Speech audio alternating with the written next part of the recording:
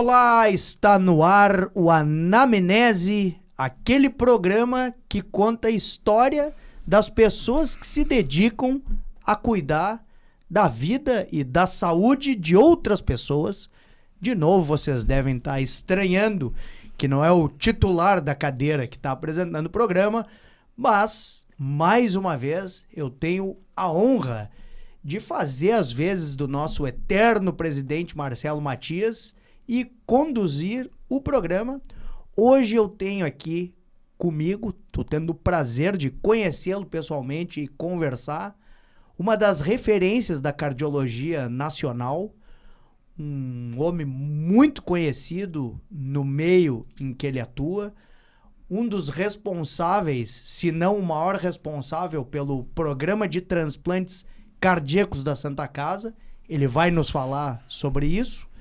É um cidadão que se dedicou e se dedica à ciência, me disse que ainda está ativo na profissão e nas lidas do dia a dia da especialidade cardiologia, formador de especialistas e pai do meu amigo Luciano Leães. Estou falando do Dr. Paulo Ernesto Leães. Que prazer em me conhecer, doutor. Igualmente, Jefferson. E aí, doutor, o senhor, a gente estava conversando em off, a sua história tem uma passagem muito interessante e diferente, e que eu imagino que também tenha contribuído pro arcabouço de vivência, que é o fato de ser filho do piloto do ex-presidente João Goulart, e de o pai ter conduzido João Goulart e o Brizola ao Uruguai. Como é que foi isso na sua cabeça? Como é que vivia isso? Nós vamos ter que ter 3 programas, então. Mas vamos lá. Não, o meu pai, ele sempre quis voar. Então ele fez o brevet, que se chamava naquela época em Uruguaiana, e passou a pilotar os aviões civis, né? E o irmão do Jango, em São Borja, precisava de um piloto e ele foi indicado. Era uma pessoa muito segura, transmitia muita segurança assim, no pilotar. Ele não ultrapassava nenhum dos códigos de segurança. Ele era reconhecido por isso. E aí foi para São Borja trabalhar com o irmão do Jango, que morreu de câncer de pulmão com 32, 33 anos. E ele estava arrumando as malas para voltar para Uruguaiana novamente. E o Jango chegou lá na casa, a dona Regina era a esposa do Ivan, ele estava dando atenção lá. E ele perguntou, né? Daí, tio, o que tu vai fazer agora? Eu estou voltando para Uruguaiana. Disse, não, fica aqui comigo. Então, numa conversa informal, assim, num momento extremamente delicado, ele aceitou, porque era o trabalho dele, né? E fizeram uma grande amizade. O pai era uma pessoa muito amigo, assim, tinha uma segurança e uma seriedade que encantava as pessoas. E foi assim a vida toda. E aí passou a ser piloto do Jango. E a partir dali passou também a cuidar das fazendas do Jango. E ele ficou um homem de confiança nas atividades extras do Jango, que não políticas, né? O pai nunca foi político. Ele foi vereador em São Borja, mas foi um episódio temporário que ele também não quis mais e não era o meio dele. E de importante nesta relação, né, é que quando veio a Revolução, o Jango teve que ir para o Uruguai e aí eles saíram de Brasília, vieram até Porto Alegre e daqui foram para o Uruguai. E o Brizola, ele veio buscar, depois, já durante outros anos, veio buscar aqui nas nossas praias, não sei se Xangri-Lá ou Capão da Canoa, uma dessas.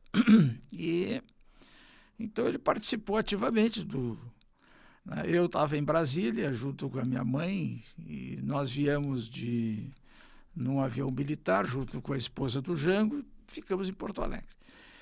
Então, resumidamente, porque senão nós vamos levar 1 hora conversando sobre esses assuntos aí, Foi isso. paralelos à profissão.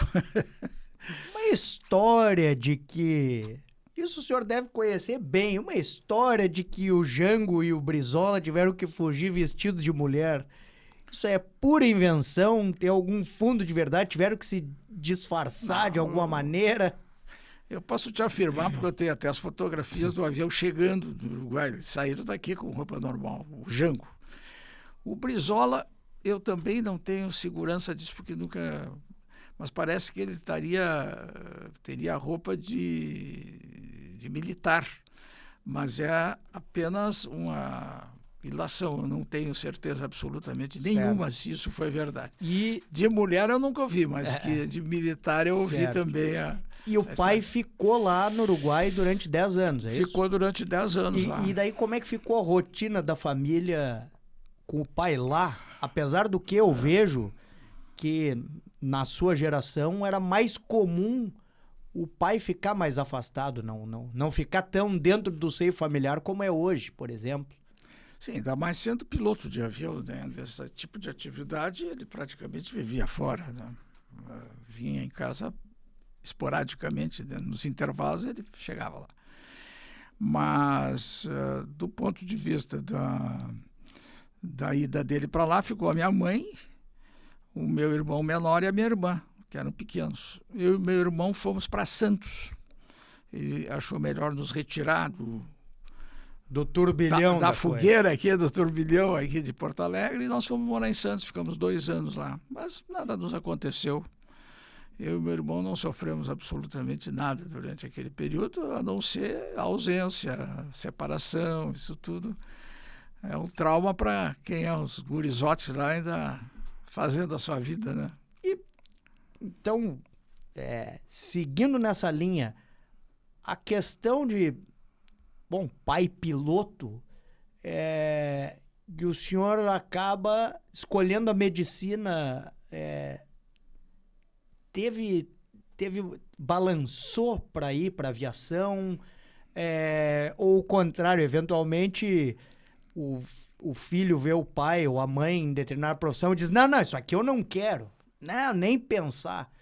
Como é que a aviação e o Paulinho nessa época conviviam? Não, sabe que nunca me ocorreu a ideia de ser piloto e também nunca se comentou familiarmente, aquilo passou. E também não foi uma atração para mim, nunca tive interesse nesse tipo de atividade, né? Mas o pai dividia informações, porque o senhor sabe que era um Cessna, que era isso, que era aquilo. Sim. Conversávamos bastante sobre avião, sobre o tipo de avião. Às vezes trocava. E não lhe atraía? Não. E tinha outros médicos na família, assim, próximos ou mais longínquos? Não, na família não tinha ninguém médico, previamente. E como que decidiu, né? Vou tentar medicina, vou fazer medicina. Porque também é uma profissão, ainda mais naquela época, seleção mais difícil ainda. E uma profissão que acho que naquela época tinha mais desafios ainda, porque... Eu tenho um episódio que me marcou muito, que eu era guri, devia ter uns 12 anos. E eu estava com meu pai, chegou um amigo dele e ele perguntou, né, o que tu vai ser quando crescer? A famosa pergunta, né? E o meu pai disse assim, ele vai ser médico. Isso me atrapalhou minha vida, porque eu não sabia se eu tinha escolhido medicina porque ele tinha dito aquela vez ou se era uma escolha espontânea minha. Mas, na realidade, a medicina foi interessante. Eu não escolhi a medicina, propriamente dita, eu escolhi a cardiologia. Desde a primeira vez que decidi ser médico, eu queria fazer cardiologia. E, felizmente, consegui. Sou muito feliz até hoje, porque tive uma profissão maravilhosa e um desenvolvimento também muito bom na Santa Casa, que é um hospital a quem eu agradeço, porque eu passei toda a minha vida lá dentro e pude desenvolver uma cardiologia de primeiro mundo. A Santa Casa sempre teve, nesta evolução, a tecnologia e o desempenho de toda a atividade cardiológica com o maior requinte. O primeiro transplante cardíaco foi executado pelo Dr. Christian Barnard em 1967. E eu, que fui criança na década de 70, me lembro que era muito comum em programas tipo Fantástico, lá os programas do SBT, sempre tinha alguma coisa relacionada aos avanços da medicina na área da cardiologia, principalmente as cirurgias de aneurisma de aorta, o DeBake, o Denton Cooley, o pessoal mostrava o Texas Heart. O senhor acha que isso pode ter tido influência ou nessa época o senhor nem tinha proximidade desse tipo de informação? Porque é curioso escolher a medicina e antes de escolher a medicina, escolher a cardiologia. É verdade. A cardiologia é uma especialidade que eu acho que ela foi muito... É das especialidades assim, de maior desenvolvimento do século passado. E o que aconteceu nesse século passado, né? A gente tinha ídolos nacionais. Aquele tempo, ir para os Estados Unidos e conviver com isso, se sabia de notícias por artigos científicos, mas a proximidade era nacional. E tu sabes que o Dr. Zerbini foi quem fez o primeiro transplante no Brasil. Mas o desenvolvimento clínico, porque eu sou clínico, eu não sou cirurgião, o desenvolvimento clínico, né, eram baseados também nessas pessoas cirurgiãs, porque foram eles os responsáveis pelo grande desenvolvimento da cardiologia no Brasil.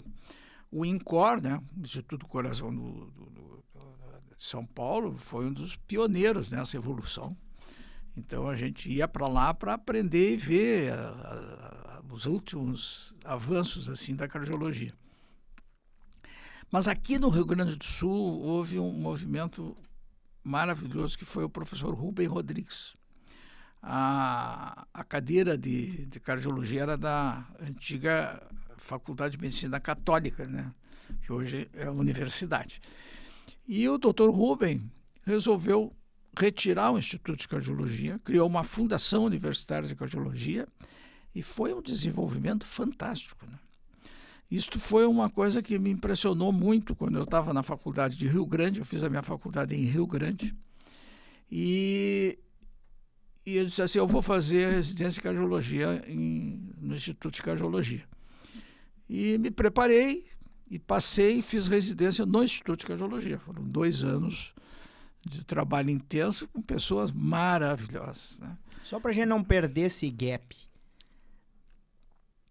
64 é revolução, o golpe, ou chamem do que quiser. Paulo, com 18, 19 anos, em Santos. É isso? Isso. E aí, como é que vai fazer faculdade em Rio Grande? Naquele ano, o vestibular era unificado no Rio Grande do Sul. Então tinha uma classificação, né? A URGS, a Católica, Rio Grande, enfim, as outras universidades. E eu fui classificado para Rio Grande. Tanto que eu peguei um automóvel em Santos e fui direto para Rio Grande porque estava vencendo a matrícula, porque tinha que ser feita a matrícula em tal tempo, e eu estava em Santos ainda. Viemos uma viagem direto de Santos a Rio Grande. Põe 1.100, mas a 1.500 quilômetros, mais ou menos, eu fiz para fazer a minha matrícula lá em Rio Grande. Não existia internet naquela época. Fez essa viagem de Fusca. Que carro era? Casualmente fiz um Cinca Chambora, assim, comodamente. A música do Camisa de Vênus. Acabaram com o Cinca Chambó. Esse era um baita carro, né? Era um baita carro. Nós viemos muito bem, até confortavelmente. Né? Sim, ele era espaçoso. Espaçoso. E que motor ele tinha, se lembra? Não me lembro. Mas ele devia Tinha ser vários, um motorzão gastador, porém potente. Para aquela época era um carro, era o último tipo, né? Bom, e aí vem para Rio Grande, a família toda vem para Rio Grande ou só o senhor? Não, vem só eu. Fiquei no Hotel Paris, o antigo Hotel Paris, né? E ali fiz a minha história, terminei a faculdade lá. E não titubeou? Cardiologia sempre? Não chegou a pensar durante, quem sabe eu faço pediatria. Os meus grandes professores que eu gravei né? Era o Dr. Copstein, o Dr. Marco Aurélio. Esses dois eram os cardiologistas líderes lá, né? Então, eu guardo eles na memória como exemplos, assim, da minha inspiração na cardiologia, né? Não esqueço eles nunca. Nessa época, qual era a ferramenta maior, além do eletrocardiograma, era o ouvido? Era o ouvido, você tem toda a razão. A gente tinha Eu digo que eu conhecia a cardiologia do zero, tudo era isso que tu estás falando, perfeitamente. Era tudo ouvido, né? E a história clínica, exame físico, tudo, mas a ausculta na cardiologia foi fundamental e continua sendo. Para uma análise rápida inicial, eu vi toda a cardiologia num estetoscópio. Então, hoje, para mim, isso é muito fácil determinar as questões valvulares. Mas são dois períodos completamente diferentes, né? Naquela época, a gente, num congresso, que eu não me lembro que ano, na Sojipa, o Dr. Bernard Law, que ganhou o Prêmio Nobel de Medicina porque descobriu o desfibrilador. Então, tu vê que eu já sou da época da criação dos primeiros avanços tecnológicos da medicina. E ele apresentou a primeira imagem de um ecocardiograma no Congresso. Eu assisti aquilo, ficamos fascinados. Então, primeiro veio o eco mono, depois veio o bidimensional, e hoje nós já temos o tridimensional, e por aí vai. E naquela época, o que tu disseste é o que corresponde à verdade. Éramos nós e nós mesmos, né? Examinar o paciente, pegar o estetoscópio, escutar. E tínhamos também o cateterismo, que já tinha surgido naquela época, eu já entrei nessa onda. Mas aqui em Porto Alegre. Lá em Rio Grande ainda não. Não, lá não tinha. Mas não eletrocardiograma em Rio Grande tinha. Esse já tinha 100 anos, né? Certo, mas tudo bem, mas que tipo de máquina? Porque hoje em dia a gente vê um eletrocardiograma, faz um eletro aí, chega o técnico, coloca ali os eletrodos das que não são os eixos clássicos lá, o D1, D2, D3, coloca uma pinça em cada membro e faz um eletrocardiograma ali, cospe a tirinha, te entrega, ele já vem interpretado até, já vem com o sinal do índio ali. O famoso código de Minnesota, né? Ele interpreta através disso. Mas hoje é a mesma coisa. Mas naquela época... Não, era um carroção assim? Estou falando da minha época. Sim, né? claro. Não, na minha época já tinha aparelhos muito bons. Meu pai me deu de presente um HP grande, que era o top de linha, né? Mas era a mesma coisa. Os eletrodos são obrigatórios, tem que captar, né? Tu não capta sem colocar aqueles eletrodos ali. Em qualquer circunstância tu tem que utilizá-los. Mas já eram eletrocardiogramas extremamente competentes. Confiáveis. Né? E aí vem para Porto Alegre, o concurso para residência nessa época como era? Disputado ou... Era muito disputado, né? Eu fiz o seguinte, no sexto ano a gente poderia fazer o sexto ano onde quisesse. Eu vim fazer no Instituto. Então eu peguei todas as rotinas, todas as condutas. O Instituto já era o nosso instituto aqui na Princesa Isabel. Até hoje, né? E só tinha ele ali ou já tinha aqueles prédios, aquela comunidade em volta? Não, tinha comunidade em volta, tinha um colégio ali naquela esquina. Já tinha. Tinha o IP. Agora não me lembro. O Ernesto Dornelles? Não, o Ernesto Dornelles é na Ipiranga. Né? Mas, enfim, era só o edifício inicial do Dr. Rubem tinha construído lá, a ideia dele. Depois foi aumentando, hoje está um gigante. Né? Mas, de qualquer maneira, eu fiz meus 2 anos de residência lá. E quando terminei a residência, eu fui contratado pelo Instituto para dar assistência, preceptoria para os médicos residentes que passavam na Santa Casa. Porque como eles saíram da Santa Casa, precisava cardiologista. É interessante a história que vem a seguir, porque isso é um marco da minha vida. O professor Faraco levou a cardiologia da URGS da Santa Casa para o Hospital de Clínicas. E o professor Rubem levou a cardiologia da Faculdade de Medicina Católica, naquela época, para o Instituto. Então, ficou um vazio na Santa Casa. Nesse período, eu era preceptor dos residentes lá, e a gente, quase pelo movimento intenso do Instituto, né, porque o Instituto é especificamente um hospital de coração, o nosso maior hospital cardiológico que nós temos hoje no Rio Grande do Sul, todo sempre.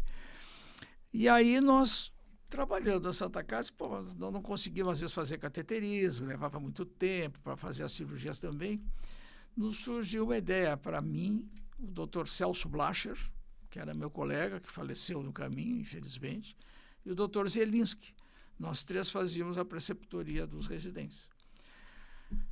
Chegou o dia, nós pensamos assim, por que nós não fazemos serviço de cardiologia aqui, já que os dois foram e a assistência está difícil de fazer aqui?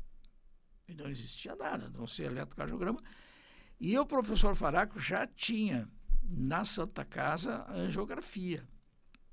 Então se conseguia fazer cateterismo. Não se fazia cine coronariografia. De que ano, doutor Paulo? Mais ou menos. Tu dizes, né? 1967, assim, mais ou menos. Eu entrei na faculdade. Tá, mas essa Saí época... em 73. Tá. Isso estou te falando de 74 e 75. Certo. E daí fez a residência. E a preceptoria, estamos falando... Foi em segunda 76. metade da década de 70. Isso. Para frente. Perfeito. E quando que montou o serviço de cardiologia da Santa Casa, que disse, então, independência ou morte, viemos para Santa Casa e agora é com a gente. E figuras como a gente ouve falar aí, que tiveram tanta exposição na mídia, Lucchesi, Nesralla, como é que foi essa interação entre vocês? Vocês são mais ou menos da mesma faixa etária, não são? Somos. Se conheceram ali, se conheciam antes, jogavam bola? Essa história é interessante. Quando nós resolvemos fazer o serviço de cardiologia, nós três resolvemos. Nós batemos eu tinha uma máquina Remington. Eu tenho essa carta lá em casa. Fizemos uma proposta. Encontramos o Dr. João Polanzik no pátio da São Francisco. João, está difícil assim, de dar continuidade aqui à cardiologia, porque a gente não tem acesso à demanda que a gente tem. Né? Vamos fazer um serviço de cardiologia aqui, cirúrgico, clínico cirúrgico. E o João Polanzik, naquela época, depois eu ouvi uma conversa dele num grupo reunido, ele chegou assim, engraçado. Quando a gente chegou aqui, era tão pouco dinheiro que a gente só dizia não. Escuta, vamos fazer tal coisa? Não. Vamos fazer tal coisa? Não. Aí um dia eu disse assim, não, eu vou começar a dizer sim. Para nossa sorte, o sim veio, dizer assim, apresente um projeto e vamos ver o que nós vamos fazer. E aí nós fizemos o projeto, nós três, Dr. Paulo Zelins, Dr. Celso Blacher, um colega excepcional, uma cabeça maravilhosa, uma perda assim, insubstituível. Certamente nós estaríamos em outro patamar se o Celso estivesse conosco. E apresentamos o negócio lá, batido uma folha com o Hamilton, aquele negócio lá. E ele disse assim, tá bem. Vamos tocar. Vamos tocar. Aí disse, mas nós precisamos de um cirurgião. E eu comecei no Mãe de Deus, numa clínica que chamava-se Prevencor, de reabilitação de cardíaco. E nós resolvemos fazer um serviço de cardiologia no Hospital Mãe de Deus. E criamos o serviço. E eu era muito amigo do Lucchesi, num vínculo que tu vai te surpreender, assim, para tu ver o avanço que estavam as coisas. Eu estava em Rio Grande e nós queríamos fazer cirurgia cardíaca. Eu, o Dr. Paulo Roberto Azambuja, que hoje é cirurgião plástico, e o Dr. Minoia, que virou clínico e ficou em Rio Grande. E um dia chega lá o Lucchesi, o Dr. Calil, o que era diretor lá da Faculdade de Medicina de Rio Grande, tinha um filho que também trabalhava aqui. E eles foram lá, e eu, o Minoia e o Paulo Roberto Azambuja começamos a operar corações de cães e canulávamos e fazíamos, eles nos ensinaram a fazer, a gente fazia. Só faltava a máquina. Então, é para tu ver como o Dr. Lucchesi é visionário, ele foi atrás da circulação extracorpórea, que era só o que faltava para nós colocar a máquina ali e aí ter o coração parado para fazer a cirurgia.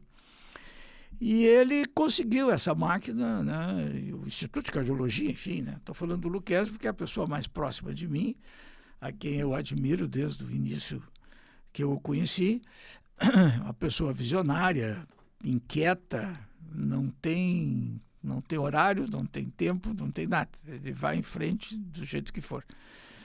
E eu liguei para ele. E ele estava no Instituto. Isso era uma loucura, né? Ligar para o Lucchesi para dizer para ele se meter num hospital que recém estava se recuperando, mas que tinha uma consistência já administrativa muito boa. E o Lucchesi me disse por telefone: olha, ok, eu vou aí conversar com vocês. Aqui foi uma surpresa para nós, né? Porque não esperava uma resposta tão pronta. Sim. Né? Bom, o Lucchesi chegou e em pouco tempo nós já estávamos fazendo cirurgia, acho que nem um ano da chegada dele. E nós fizemos a primeira cirurgia em 89. E eu sempre gostei de transplantes. Já existia o transplante cardíaco que foi feito pelo Dr. Nesrala, foi o primeiro que foi feito aqui no Rio Grande do Sul. E foi o Dr. Nesrala quem reiniciou os transplantes, depois que ele parou em função das rejeições. Quando se criou a ciclosporina, ele reiniciou o programa de transplante. Então, eu já gostava de transplante, assisti transplante lá no Instituto, né? Fiquei fascinado por aquilo ali. E em 89 fizemos a primeira cirurgia. Assim que a cirurgia engatou, eu disse para o Lucchesi, vamos fazer transplante? E ele chegou e disse, bom, como é que nós vamos fazer transplante aqui, senão não temos ninguém para transplante? Então, eu vou para os Estados Unidos. O Lucchesi tinha feito o fellow lá em Birmingham, na Universidade do Alabama, e eu pego o know-how deles e implanto aqui. Ele ligou para os Estados Unidos, me aceitaram. Fui para lá, me botaram bip, jaleco e tudo, o bip do transplante. Então, assim, quando havia transplante, eles já tocavam o bip, eu ia junto. Então, assistia os transplantes deles. Dificuldade com a língua nessa época? Nenhuma? Total? O grande problema da língua, tu vai achar interessante, era que era o Sul, né? E o Sul não é fácil de entender aquilo lá. Tem muito twang, né? Mas eu fiquei feliz, porque uma semana depois de gaguejar bastante no inglês lá, eles disseram que eu estava melhorando o meu inglês. Mas me comunicava, me entendia, não houve problema nenhum. A língua não foi um empecilho. E nessa época não precisava board, não precisava nada. Ia lá e fazia o fellow mão na massa, ou precisava... Não, eu não fiz transplante, né? Eu acompanhei todo o processo de pré-operatório e pós-operatório.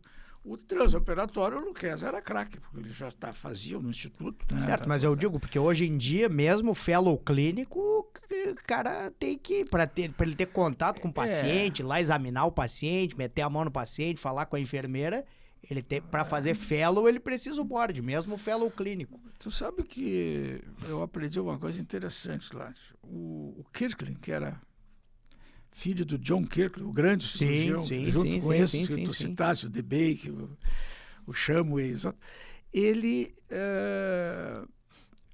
era muito conhecido lá.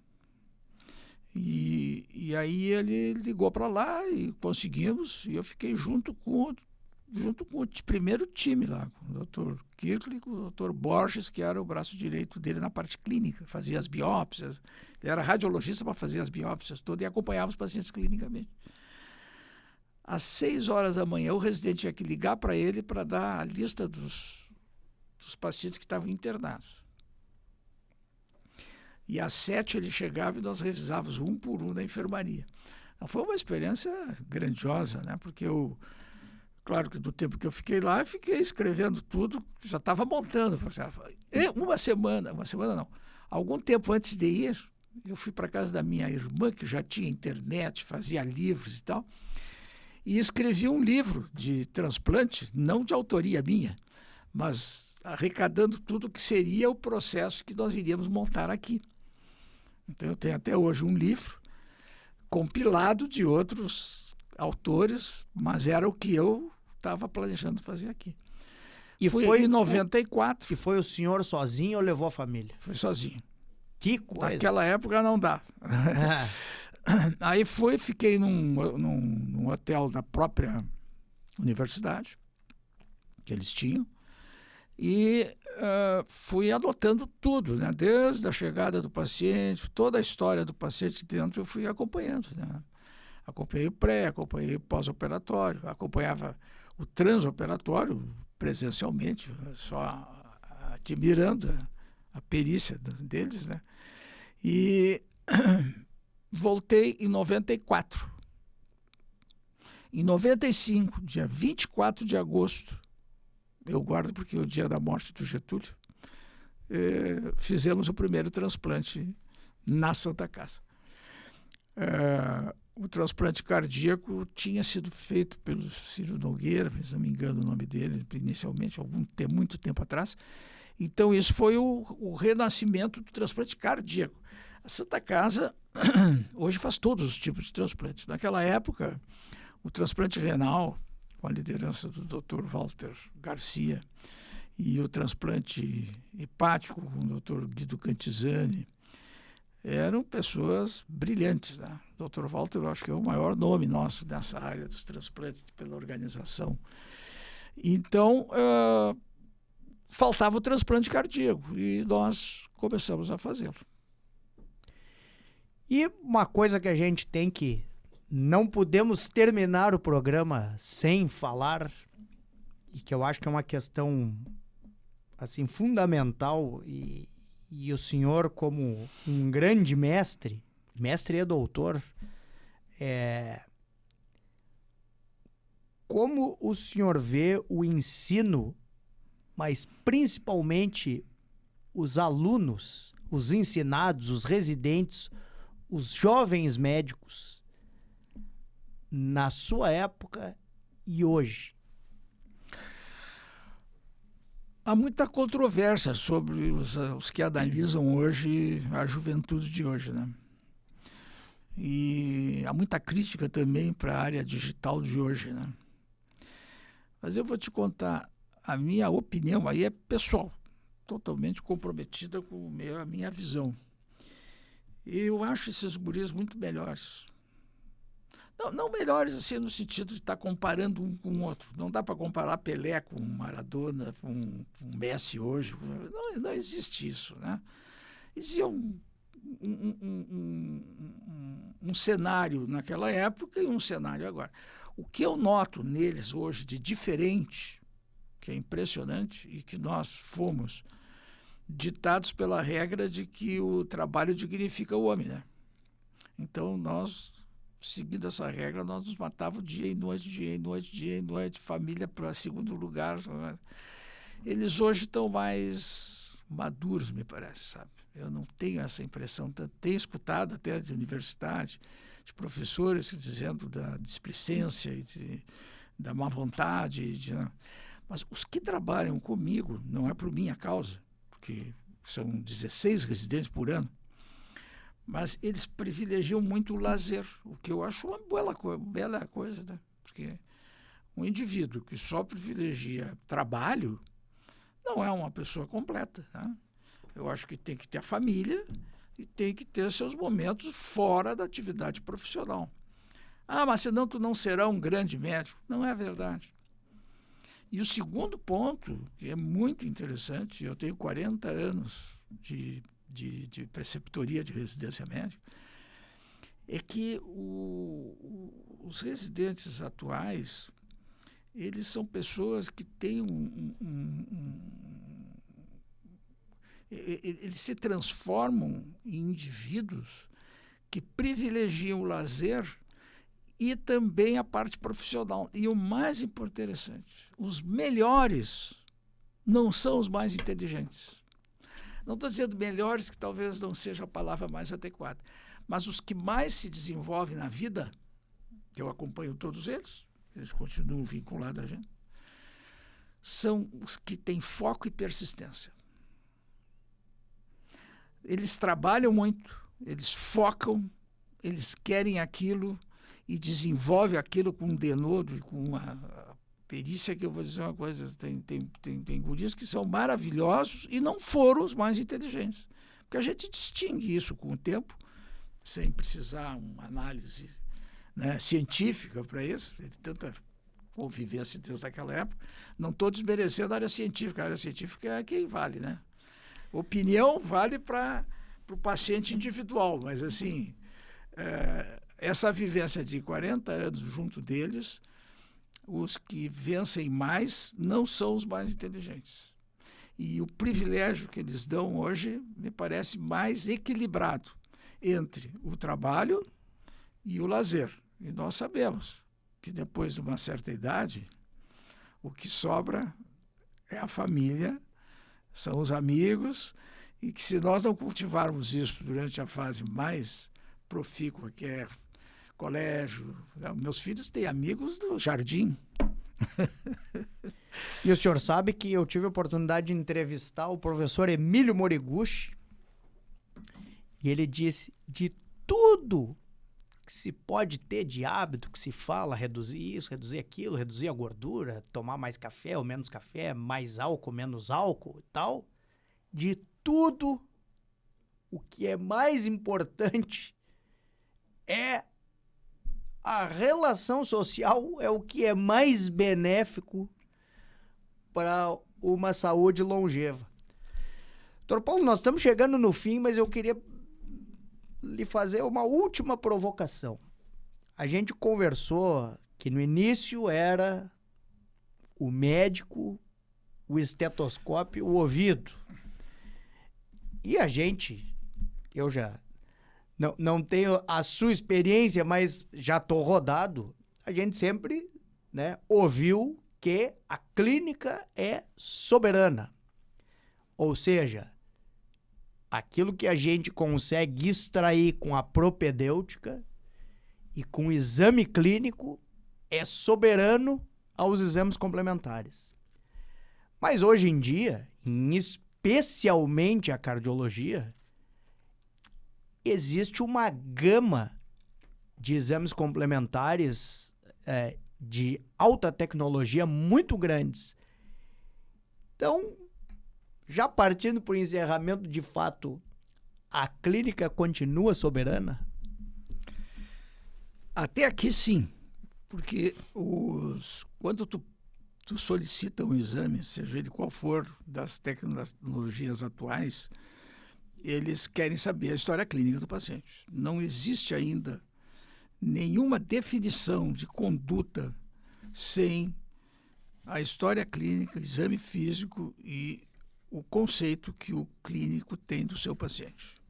E isso não é porque eu sou clínico, porque se tu falares com um cirurgião, com um hemodinamicista, com qualquer dos exames de imagem, eles são muito falhos.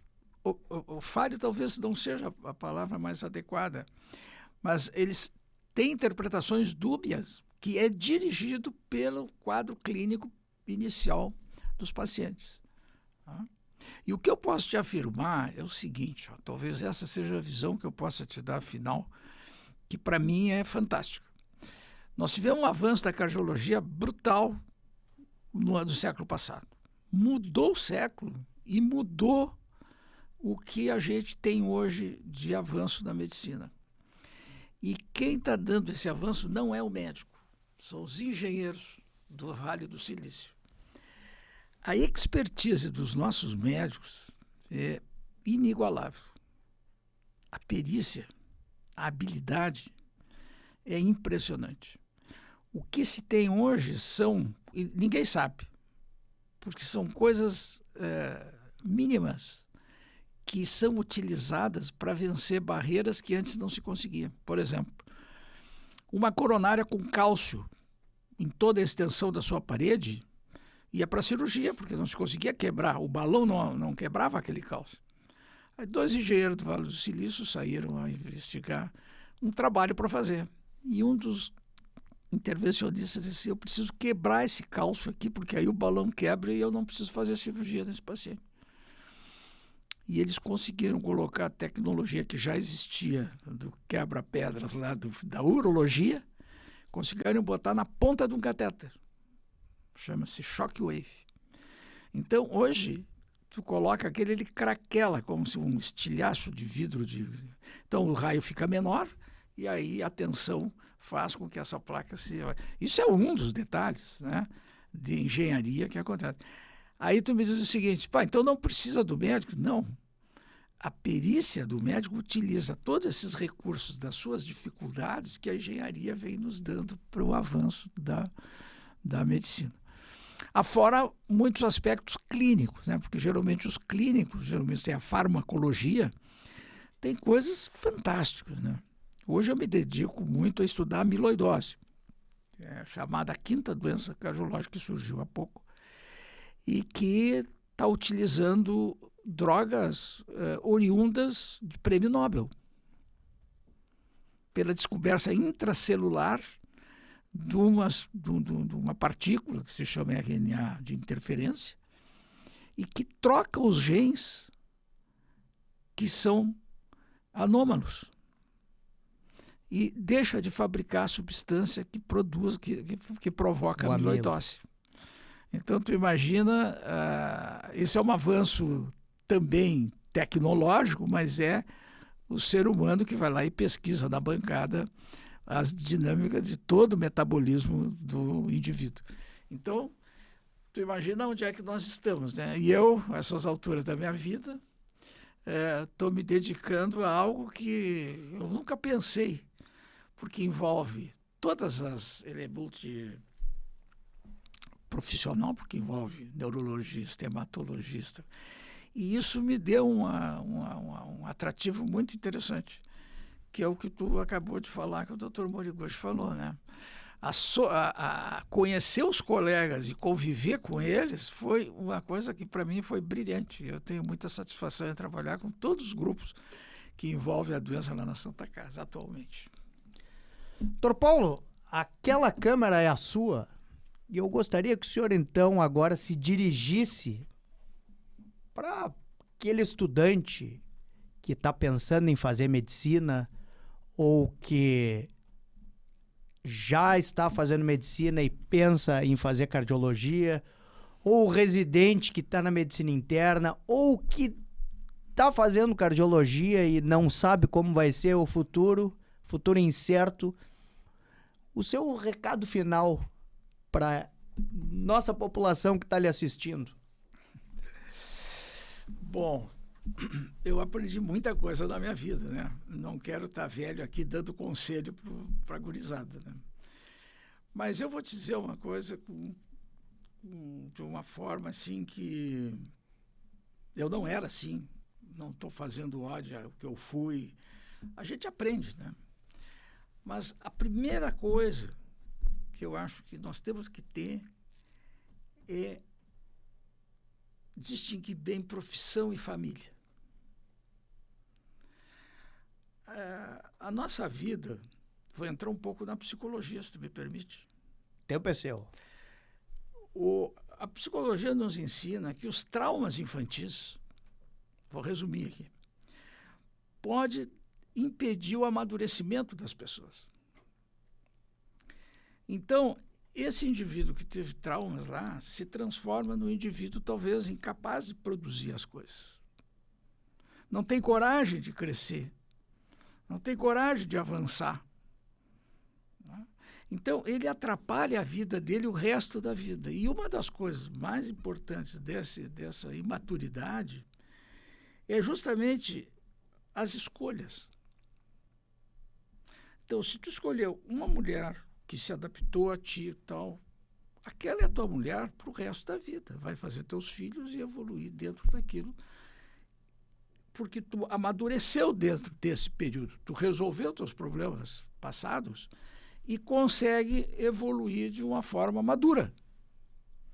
Tem pessoas que são infantis toda a vida e tem outros que amadurecem, resolvem seus problemas lá com seus pais e evoluem também bem. Essa é a primeira mensagem que eu tenho para mim, e se eu voltasse atrás eu faria diferente. eu começaria bem mais cedo a entender os aspectos psicológicos do comportamento humano.